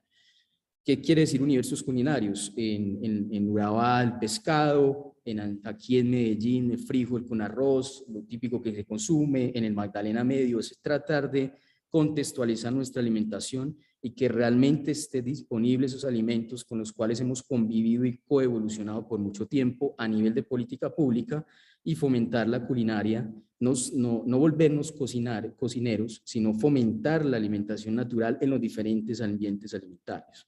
Eso es lo que se está haciendo por ahora, pero por supuesto son ideas incipientes que hay que seguirlas trabajando. No he visto una estrategia que realmente esté revirtiendo este acaparamiento, esta captura corporativa de lo alimentario en algún país. Brasil, las guías alimentarias las han transformado, y Uruguay, y hay como un freno, pero no se han hecho estudios de que se haya revertido la situación todavía.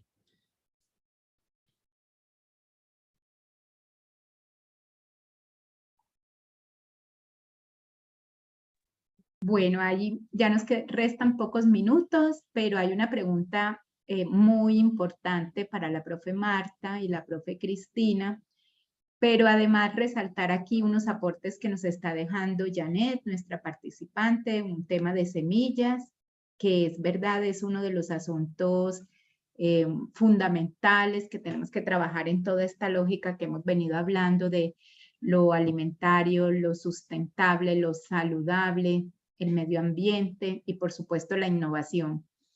Que no siempre es esa idea de modernidad que nos han metido, sino que innovación puede ser justamente el rescate de estos asuntos tradicionales en medio de estas lógicas y de estos retos que nos impone la modernidad. ¿Cómo hacerlo otra vez vigente? Creo que eso puede ser un ejercicio de innovación en lo alimentario muy importante. Entonces, agradecerle a Janet este aporte que nos hace.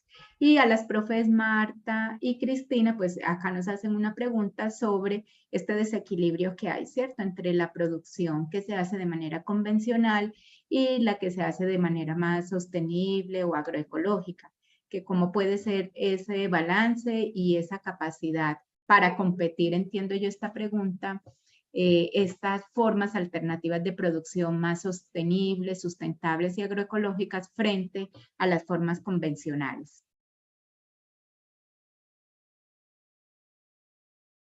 Bueno, yo creo que aquí valdría la pena superar esas visiones de competencia y pensar que los sistemas agroecológicos son una propuesta concreta, son una respuesta a los problemas que hemos esbozado esta tarde, sociales y ambientales, y que lo que implica ahorita es justamente comenzar su escalamiento.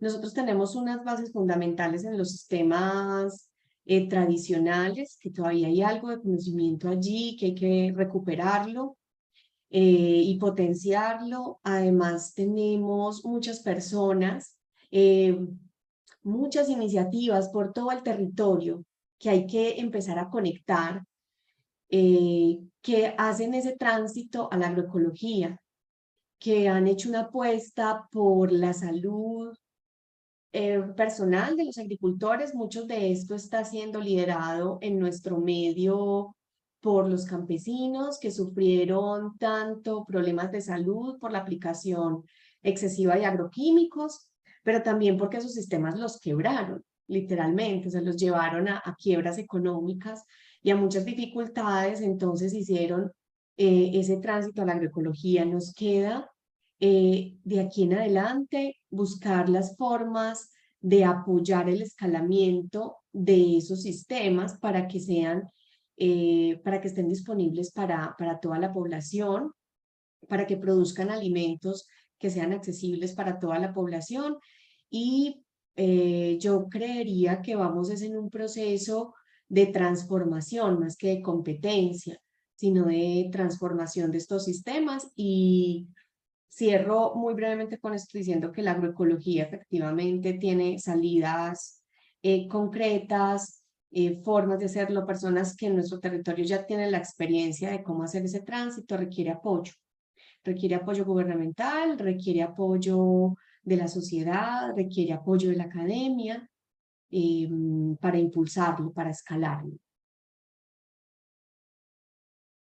Bueno, muchas gracias en primera instancia a todos nuestros panelistas, como se los había anunciado al inicio, y a partir de sus importantísimas y profundas reflexiones son de lujo. Creo que hoy nos quedan unos asuntos muy interesantes para reflexionar. Creo que hemos aprendido muchísimo de todos. Allí quedan los correos electrónicos de ellos para que si tienen comentarios o preguntas adicionales los puedan hacer por ese medio, dado que ya debemos ir cerrando esta jornada que seguro daría para conversar por horas y horas porque es un tema de verdad bastante interesante, muy profundo y muy pertinente.